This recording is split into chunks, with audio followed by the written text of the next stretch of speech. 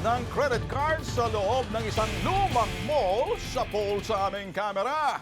Ang kanilang panloloko malinaw pa sa paglabag nito sa Consumer Welfare Act. Ito, panoorin nyo.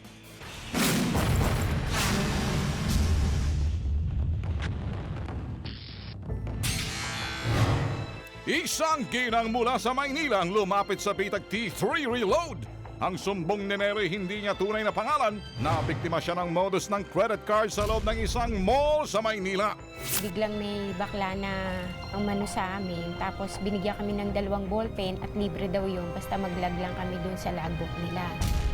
Nitong ika-30 ng Abril, pumunta sa mall si Nelly. Yung pala, mauwi ko siya ngayon kung makakapagbigay ako sa kanya kahit 15K. Kaso nung sinuwipe niya yung card ko, sabi niya, ilagay mo na yung PIN mo. Sabi ko, teka lang, hindi kami bibili niyan dahil hindi namin niya kailangan. At Hiniram lang daw muna sa kanya ng tauhan ng mall ang credit card para tingnan muna ang points. Inalok siyang bumili ng kanilang produkto dahil libre na raw ang iba pang gamit. Pero bandang huli, binawas pala sa credit card niya ang halagang 5,000 piso para sa isang rice cooker. induction cooker, yung clay pot, 14 casserole, tsaka yung 24 inches na TV. Nung sinabi niyo ATM, naku, meron pa yung points. Pwede ka pang manalo ng maraming freebies pa.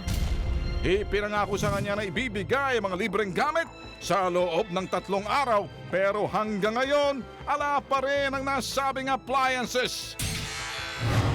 Pinuntahan ng T3 Reload ang nasabing mall. Positibo, mga dorobong nag-offer ng libreng gamit sa bahay. Ito 79,000 to sa amin. 75,000 po siya. Ito ma'am, libre niyo na po to. Isang set na HomeKit. May minsan po may Bluetooth. Maya-maya, hiniram muna nila ang credit card ng aming asset para tingnan daw muna ang points. Bigla nitong dinala sa silid ng credit card para iswipe. Ayon sa Consumers Welfare Act of the Philippines, labag sa batas ang anumang transaksyon na may panlilinlang sa consumers. Kaya sa pamunuan ng kumpanyang yan, itigil nyo ang inyong kalokohan bago pa tuluyan may pasara ang inyong tindahan. Alam niyo, Tolo after Larry, normally pag ganitong klaseng reklamo, the first people na pwedeng puntahan ay yung sinasabing business permit and licensing office ng anumang syudad. Para sa kaalaman at kabatiran ng lahat. Para ito ay ma-inspeksyon, dalhin yung nagre-reklamo at sasabihin sa kanila yung kanilang ginagawang panloloko. And then papanawagan yung sinasabing mall management kung saang mall man yan. Kasi hindi lang dito sa lumang mall na to, maraming mall na gumagawa ng ganyan. Pag yung desperadong mga mall na makakuha ng mga concessionaires. Kaya dahil desperado, yung mga tao, desperado rin yung estilo ng kalamodus. Matagal na yan. Matagal na yan. So ito ay sa BPLO, ito ay sa Maynila to, ano? Business Permit and Licensing Office, si Selen Pomada. Okay, Pomada. Okay, Selen, magandang hapon po. Magandang hapon din po sa inyo. Okay. So, ito ma'am, nare-report lang ho namin sa inyo dahil itong mall na to, hindi na ho namin papangalanan, pero alam nyo na ho to, malapit ho sa may Central Bank ho yan, nasa likod lang ho yan. Ngayon, yan ho mall na yun, tinatambay na ho ng mga kung ano-ano mga, mga pick-up girls, kung ano-ano. Sila ho yung mga sa loob ng concessionaire na yan. Baka ma-check nyo ho at para mabisitahan nyo, magko-coordinate ho kami sa inyo.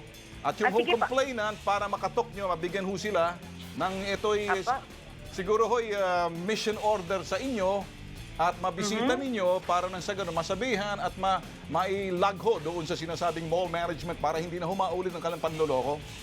Sige po sir, bigyan niyo lang po sa amin ng details para ma-inspection po namin right away tomorrow. Okay, huwag niyo ho ba, lalapit ho mga tao ho namin sa inyo, kasama yung complainant, nang sa gayon, yung kanilang pangako, may babalik ho at makansela ho yung transaksyon sa credit card. Maraming salamat po, ma'am. Sige Celine. pa, apa. Alright.